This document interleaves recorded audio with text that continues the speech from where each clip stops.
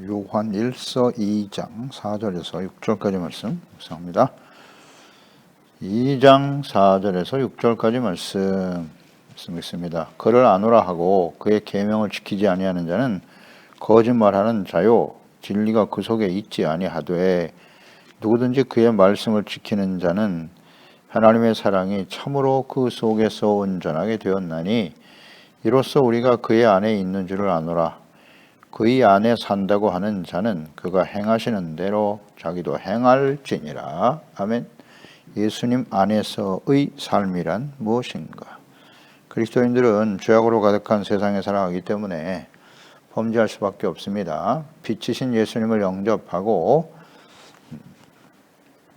빛된 하나님의 자녀로 살아가고 있지만 그 빛이신 하나님과의 교제를 통해서 빛된 삶을 살고 빛의 자녀로 살아가는 건 마땅하지만 죄악된 세상에 살면서 더럽혀질 수밖에 없습니다.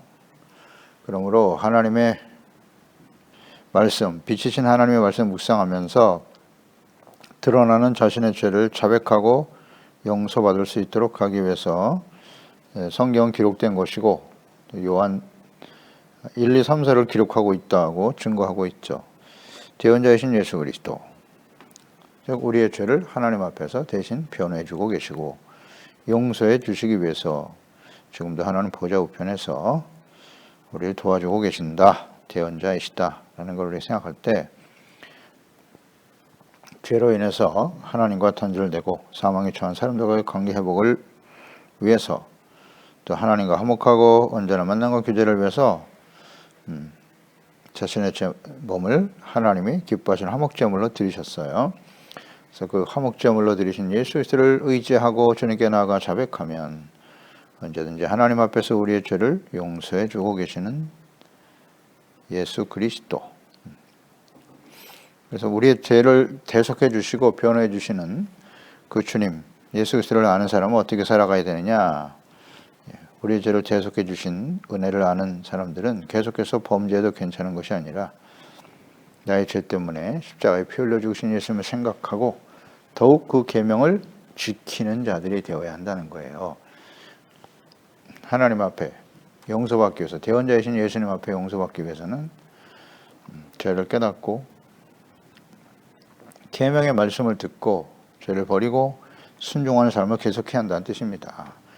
이어서 4절에 예수 그리스도를 안다고 하는 자가 계명을 지키지 않는다면 그건 거짓말하는 자다 라고 분명히 말씀하고 있네요. 그를 아노라 하고 이 안다라고 하는 말, 하나님과 예수 그리스도를 안다는 것인데 이 안다는 헬라어의 기노스코죠. 기노스코. 그 의미는 여러 가지 아주 다양한 의미로 사용되는 단어인데 직접 경험하여 알게 된다는 의미고요. 또 구별한다라는 의미도 있고 인격적으로 알게 된다. 이것이 이제 기노스코입니다.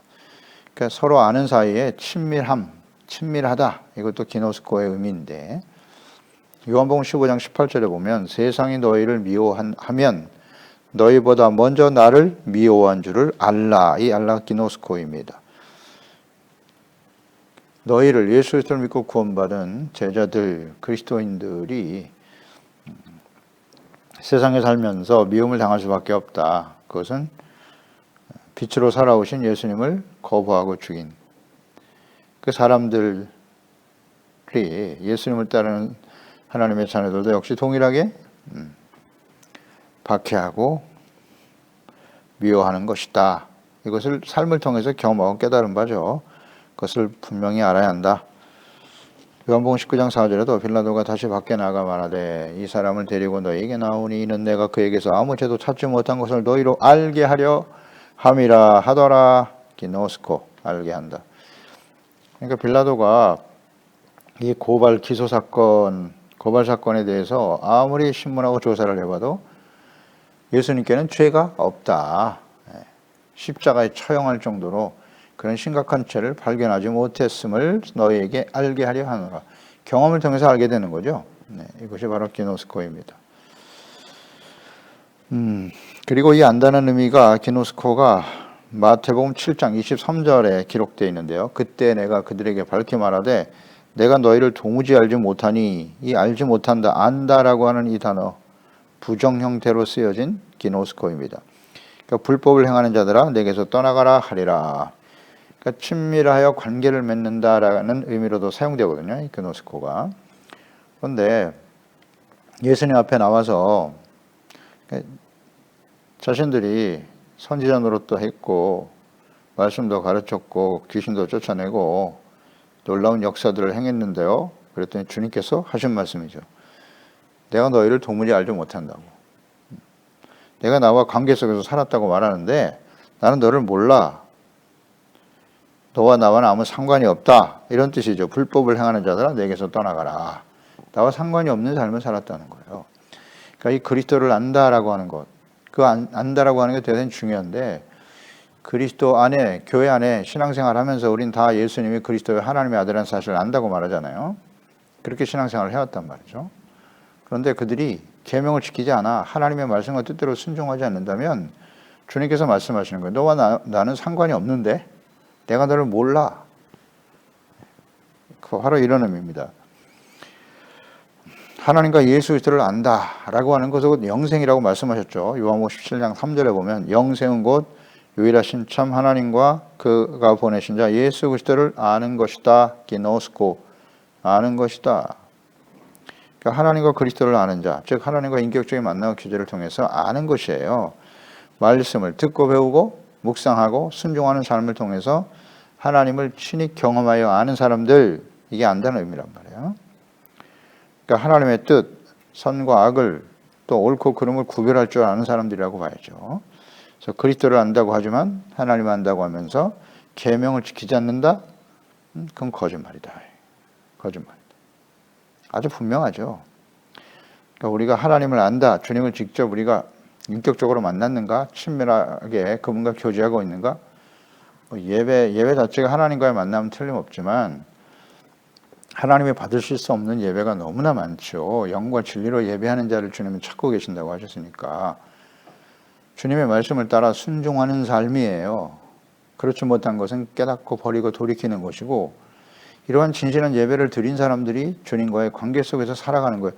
그런 사람들이 진정 하나님을 아는 사람들이고, 그런 사람들의 삶에는 자연히 빛된 열매가, 빛의 열매가 나타나겠지요. 그리고 죄를 자꾸 버리게 되고요. 회개하고 돌이키는 겸손한 삶으로 나타나겠지요. 이 계명을 지키는 자가 곧 하나님을 아는 자라고 하셨으니까, 이 계명이 무엇입니까? 하나님의 뜻이잖아요. 명령이죠. 명령, 만다미엔토, 명령인데 이것은 하나님께서 모세를 통해서 시내산에서 주신, 하나님 누구에게? 하나님의 백성들에게, 하나님의 백성들이 마땅히 지켜야 할 계명을 주신 겁니다. 명령이에요. 하나님의 뜻, 명령. 그것을 요약하면 하나님 사랑, 이웃 사랑. 이것은 곧 의의 기준이고 이것을 어기면 그게 죄가 되는 것이다. 이것은 곧 진리의 말씀이다. 변하지 않아요.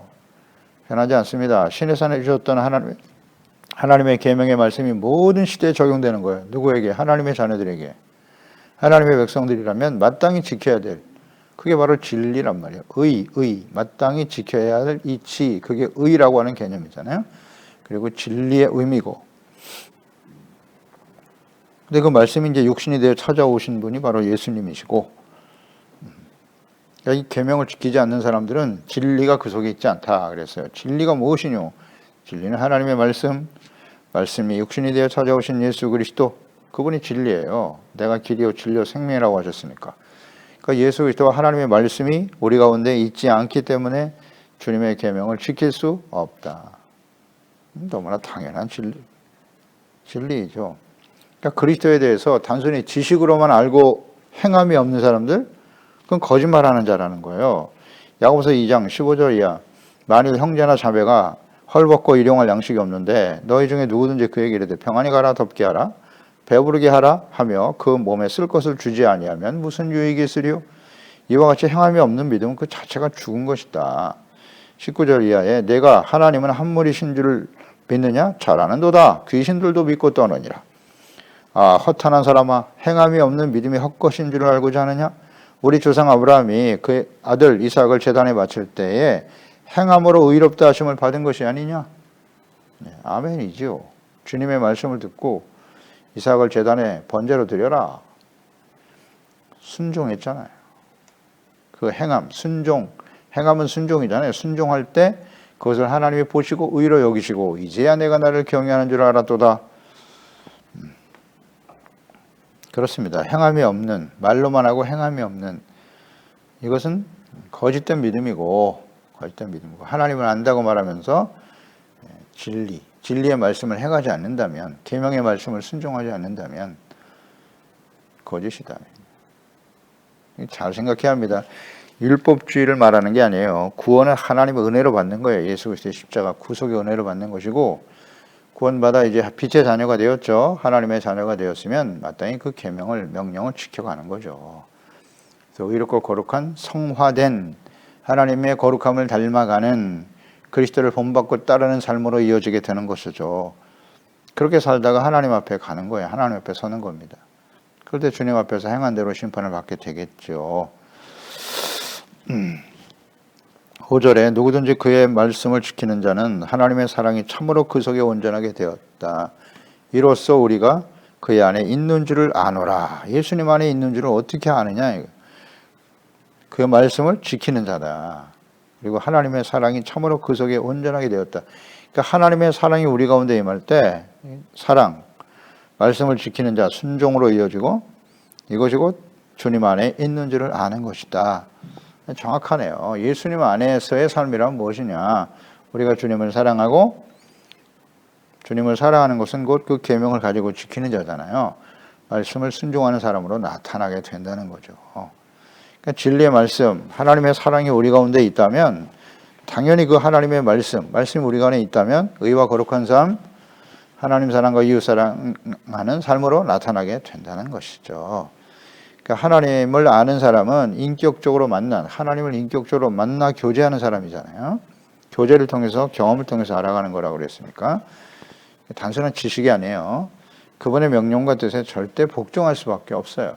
물론 동기는 사랑이죠. 사랑이 동기가 돼서 하나님을 알고 그분을 믿고 그분의 뜻에 나의 생각을 쳐서 복종시키고 주님의 말씀을 순종하는 거죠.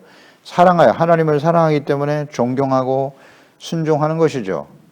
그것이 곧 하나님을 경외하는 것이다. 이것이 진정 하나님을 아는 사람이죠. 아브라함의 예를 들었습니다만 아브라함이 그 아들 이삭을 번제로 드려라. 그때 창세기 22장이잖아요. 그 시작은 하나님께서 아브라함을 시험하시고자 오나 브루에바 이걸 알고 있었다고요. 하나님을 알아요. 하나님은 그 아들을 죽이실 분이 아니야. 왜? 그 아들을 통해서 내가 낳은 아들, 하나님 기적적으로 주신 아들 아닙니까? 100세에 낳은 아들인데 그 아들을 통해서 내 후손이 바다의 모래와 같이 하늘의 별과 같이 많아질 거야. 이미 약속하셨거든요. 그러니까 하나님은 신실하신 분이고 그 약속을 지키시는 분이라는 사실을 알아요. 이게 아는 거예요. 하나님을. 그런데 그 하나님이 그 아들을 제단에 바쳐라? 아, 그래? 그러면 하나님께서 그 아들을 내가 죽여도 살려내시겠네. 그 약속의 말씀을 이루시는 신실하신 분이시기 때문이지. 또 하나님은 그 아들을 사랑하시잖아. 이게 하나님을 아는 사람이잖아요. 그러니까 그러니까 이것은 우나뿌르에바구나. 이미 알고 있었어요. 아브라함은. 그래서 주저없이 순종하죠. 새벽에 일찍 일어나서 아들을 데리고 불과 번제로 드릴 불과 나무 재료들을 들고서 종들을 데리고 가잖아요. 종들에게 말하잖아요. 야, 너희 여기서 기다려. 내가 아들 이삭과 함께 하나님께 제사 드리고 다시 돌아올 거야. 알고 있잖아요. 다시 돌아올 거라. 하나님을 아는 겁니다. 이게 진짜 아는 거예요. 알기 때문에 진실로 순종하게 된다는 거죠. 간단한 진리입니다. 하나님을 알면 그의 명령을 지키게 돼 있어요. 지키지 못하는 우리의 모습 때문에 안타까워하고 하나님 앞에 자백하게 되는 것이죠. 복종한다. 순종으로.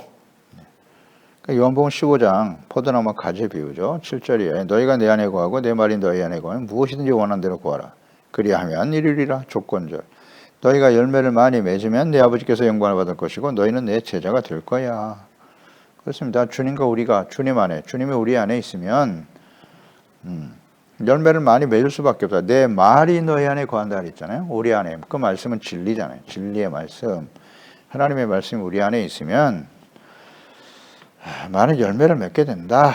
착함, 의로움, 진실함의 열매, 거룩함의 열매가 나타나겠죠. 성령의 열매들이 나타나겠죠. 그러면 하나님께서 영광이 되는 거예요. 또 마태복음 7장 18절 이하의 산상수훈 마지막 결론 부분이죠. 좋은 나무가 나쁜 열매를 맺을 수 없고 못된 나무가 아름다운 열매를 맺을 수 없느니라. 아름다운 열매를 맺지 아니하는 나무마다 찍혀 불에 던져지느니라. 이러므로 그들의 열매로 그들을 알지라. 나더러 주여 주여 하는 자마다 다 천국 들어갈 거 아니고 다만 하늘에 계신 내 아버지의 뜻대로 행하는 자라야 들어가리라.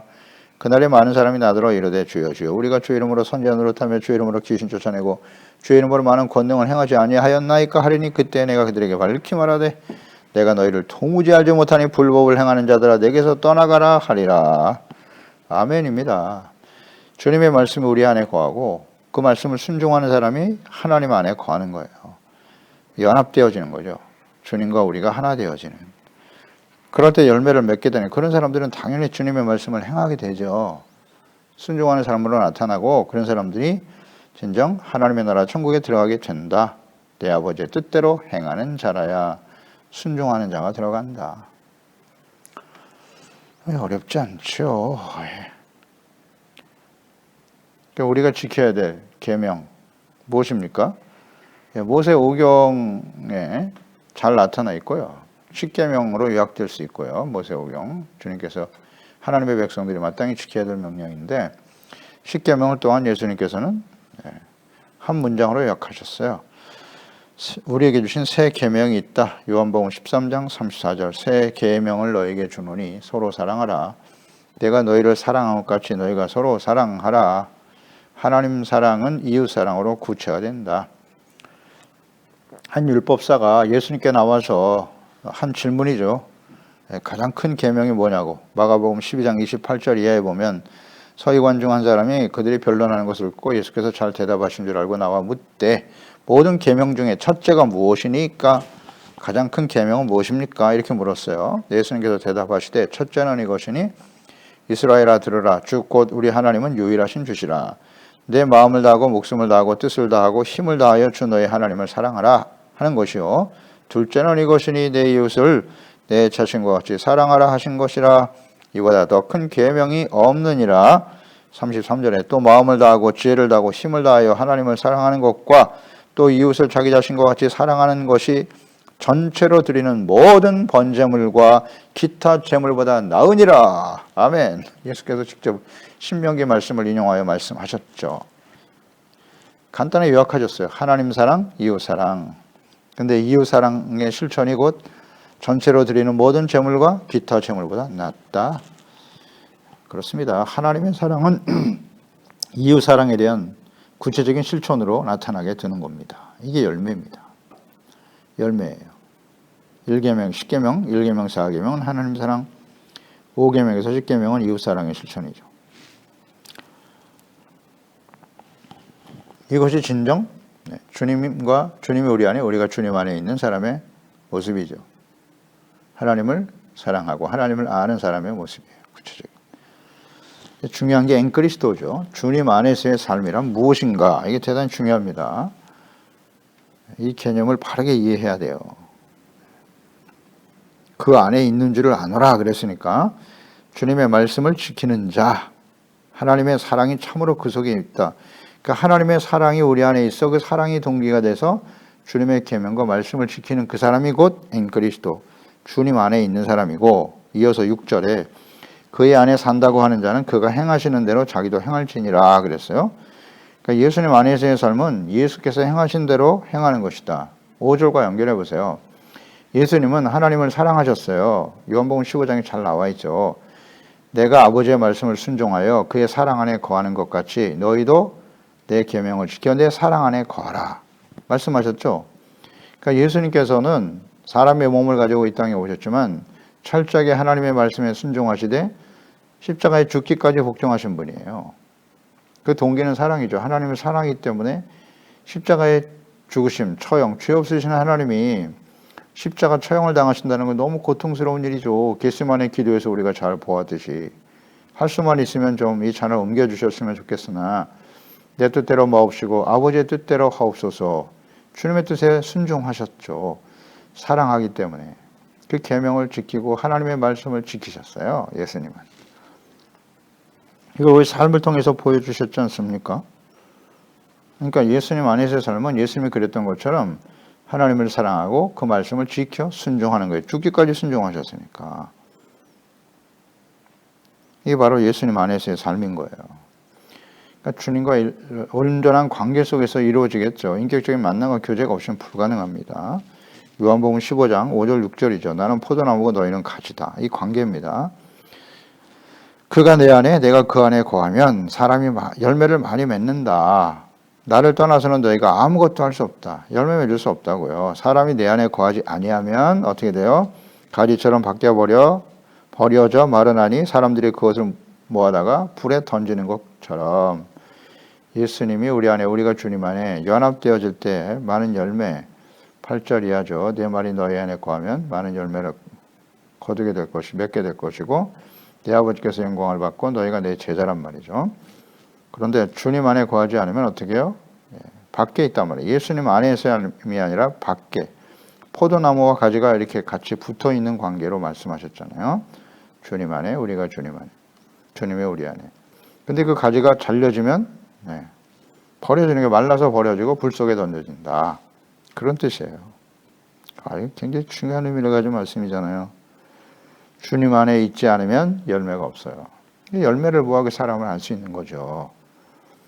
참과 거짓, 참된 그리스도인과 거짓된 그리스도인, 참된 믿음과 거짓된 믿음, 이단, 거짓 목사들 어떻게 알 수 있어요? 열매를 보아서 알 수 있다고 하셨잖아요. 열매를 보아야 한다.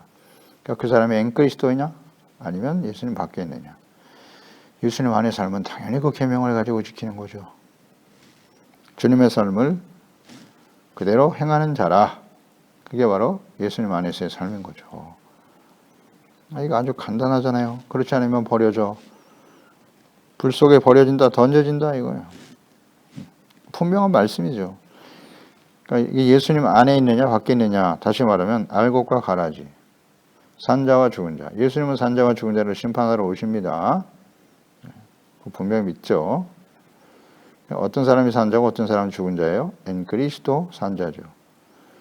주님 밖에 있으면 죽은 자지요.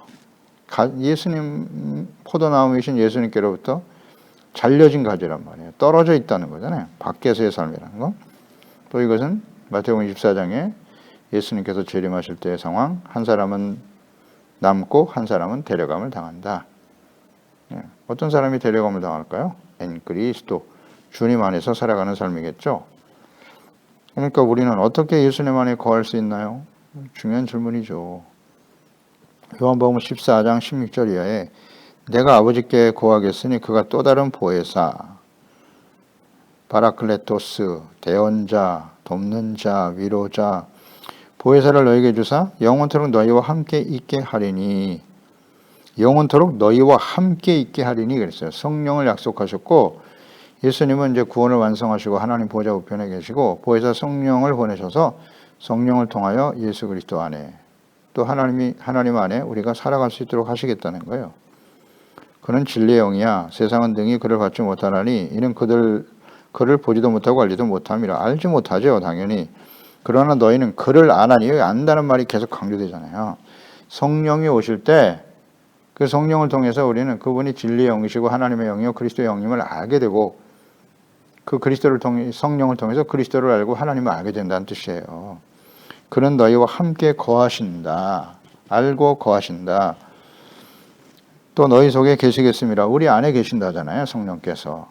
그러면 20절에 그날에는 성령이 우리 안에 계시는 그날이죠. 약속하신 성령이 우리 가운데 오실 때 내가 아버지 안에 내가 너희 안에 내가 너희 안에 있는 것을 너희가 알게 된다. 기노스코. 알게 된다잖아요. 성령이 임하실 때 우리가 주님 안에 주님이 우리 안에 이렇게 서로 함께 연합되어 살아가는 삶을 실천하고 알게 된다는 깨닫게 된다는 사실. 그러니까 성령께서 우리 가운데 역사하셔야 돼요. 예수님께서 약속하신 보혜사 성령님께서 우리 가운데 임하실 때 예수님의 지자들도 역시 사도행전 1장 5절 이하에 성령을 받으라고 이 말씀을 남기고 하늘로 가셨잖아요. 그리고 그 말씀을 붙들고 기도에 힘쓸 때 성령이 임하셨죠. 그때 비로소 모든 걸 알게 된 거예요. 확신으로 깨닫게 되어서 주님의 길을 따랐잖아요. 제자들이 모두 다 순교당했죠. 예수님의 십자가의 복음을 전하다가 주님의 길을 따라가게 되는 거예요. 그럴 때 생명의 열매를 맺게 되죠. 수많은 사람들이 그들의 삶을 통해서 전파된 복음을 통해서 생명을 얻고 구원을 얻게 되는 거죠. 그러니까 예수께서 약속하신 성령이 임하셔야 돼요. 이것이 성령 안에 진리의 영이시니까 예수님은 진리의 영이고 예수 그리스도의 영이세요. 성령은. 그러니까 오직 진리의 말씀이 몰아오신 예수 그리스도를 증거하게 되는 거고 그 성령이 우리 안에 계시니까 이것은 곧 예수 그리스도 안의 삶으로 나타나게 되는 거예요. 이게 다 연결되어 있어요. 그러니까 성령 안에서의 삶이 곧 예수 그리스도 안에서의 삶인 거예요. 이것은 다시 진리의 말씀 안에서의 삶으로 이어지게 되겠죠. 말씀이 육신에 오신 예수님, 또 성령께서는 진리 영이시란 말이에요. 진리는 곧 하나님의 말씀이니까 성령께서는 항상 말씀으로 기록된 성경 말씀, 하나님의 말씀 가운데로 인도하시죠. 기록된 성경 말씀 이외에 다른 것을 가르치시잖아요. 그것으로 인도하지 않습니다. 성령은. 성경 이외에 다른 말씀을 하는 것은 다 가짜예요. 그건 성령이 아닙니다. 속이는 영이죠. 따라서 예수님 안에서의 삶은 곧 성령 안에서의 삶이고 이것은 곧 하나님 말씀 안에서의 삶인 거예요. En Cristo, en el Espíritu Santo, en la palabra.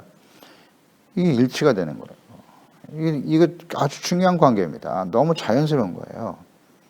그래서 말씀 안에서의 삶이란 그 말씀과 계명을 깨닫고 사랑으로 순종하는 삶으로 이어지겠죠. 그게 말씀 안에서의 삶이라는 의미잖아요. 행함 있는 믿음이에요. 착함, 의로움, 진실함, 거룩함, 빛의 열매로 나타나겠죠. 성령의 열매로 나타날 것이고 그러니까 주님의 삶을 본받고 따르는 사람이 진정 예수님 안에 살아가는 사람들인 거예요. 예수님의 삶을 본받는다. 예수님의 삶은 어떻게 요약할 수 있을까요? 우리를 사랑하시는 거죠. 자신의 몸을 십자가에 내어 주시기까지 우리를 사랑하셨고 또 사람들을 긍휼히 여기셨어요. 불쌍히 여기시잖아요. 선한 열매를 맺으신 분이 예수님이시고 그 예수님이에요. 예수님은 끊임없이 천국 복음을 전파하고 하나님 말씀 가르치시고 병든 사람, 고통받는 사람들을 불쌍히 여기시고 치료해 주시고 그분이 예수님의 삶인 거죠. 그리고 십자가에 자신의 몸을 화목제물로 주셔서 온전한 헌신과 복종의 삶을 사셨던 분, 예수님이죠. 하나님의 말씀을 순종하신 삶. 매우 중요한 개념입니다. 예수님 안에 있는 사람인가? 그 의미를 바르게 깨닫고 있는가? 자, 이 질문에 대해서 우리는 분명한 대답을 해야 됩니다. 그저 교회 안에 교인으로 소속되는 것이 예수님 안에서의 삶인가요? 그렇게 가르치는 사람들이 꽤 많아요. 그건 온전하지 못한 진리입니다. 교회 안에 나와 앉아 있으면 교회 안에 교인이 되고 소속되면 다 예수님 안에서의 삶인가요? 그리스도입니까? 그 형식이 아닙니다. 예수님 안에서의 삶이라는 의미를 바르게 이해해야 됩니다. 주님의 계명을 가지고 지켜 행하는 자라고 말씀하시잖아요, 오늘 분명히. 근데 말씀이 뭔지도 모르고 하나님의 뜻이 뭔지도 모르고 하나님이 어떤 분인지도 모르는데 나는 교회 안에 들어있으니까 예수님 안에서의 삶이라고요? 아닙니다. 이게 왜 중요하냐면 예수님의 재림과 마지막 심판 때에 산자와 죽은 자를 심판하러 오시겠다고 약속하셨지 않습니까? 근데 그때가 노아의 때와 같다고 말씀하셨거든요. 노아의 때는 어떠했습니까? 방주 안에 있는 사람들은 구원을 받았고 밖에 있는 사람들은 다 죽었습니다. 그러면 오늘날 이 방주란 무엇입니까? 그리스도, 예수님 안에 있는 것이 방주 안에 있는 거예요. 예수님 안에 있는 사람이 구원을 받는 거고 예수님 밖에 있는 사람은 다 마지막 심판에 참여하게 되겠죠. 요한계시록에 나와 있는. 어렵지 않아요. 그럼 어떤 사람이 그럼 예수님 안에 있는 사람인가? 라는 거예요. 나의 위치는 어딘가? 예수님 안에 있나 밖에 있나? 예수님 안에 살아가고 있는가? 예수 그리스도를 믿고 십자가의 대속의 은혜를 믿는 거죠. 그래서 은혜로 구원을 받은 다음 하나님의 말씀과 명령과 뜻을 온전히 순종하면서 주님의 삶을 본받기 위해 힘쓰는 사람인가? 어떤 열매를 맺고 있는가를 보면 알겠죠. 하나님을 알고 그분과 인격적인 교제하며 주님과 끊임없는 빛이신 주님과 교제하고 있다면 드러나는 우리의 죄악된 모습을 버려야죠. 말씀 묵상하고 기도하는 일을 즐거워할 수밖에 없는 겁니다. 시편 1편 2절 말씀처럼 복 있는 사람 악인의 꾀를 도모하지 아니하고 죄인의 길에 서지 않고 오만한 자의 자리에 앉지 않는 것이다. 그런 사람은 여호와의 율법을 즐거워하여 주야로 묵상하는 사람이 되는 거죠. 그게 엔크리스도 엔나팔라브라 에넬레피투 산토 아닌가요? 기도와 말씀으로 경건의 삶으로 깨어있는 사람이겠죠? 형식이 아니라 그 말씀을 듣고 주님을 사랑함으로 주님의 말씀을 따라 행하는 거예요. 내 생각대로 행하는 게 아니라 내 뜻과 주장대로 하나님께 막 협박을 하잖아요. 자기 생각을 정해놓고 이 뜻대로 해주셔야만 합니다. 그렇지 않으면 어떻게 하겠다는 겁니까? 기도를 이런 식으로 해요. 더 이상 하나님께 기도하지 않겠습니다. 하나님을 믿지도 않겠습니다. 이런 순엉터리예요, 이건 아직 거듭나지 못한 사람이에요. 주님을 인격적으로 만난 사람은 그런 기도를 드릴 수가 없어요. 예, 하나님 자신의 내 생각이 틀렸습니다. 하나님의 말씀에 따라 순종하는 제가 되기를 원합니다. 성령님 도와주세요. 이걸 겸손하죠. 중요합니다. 우린 지금 우리의 위치는 어디입니까?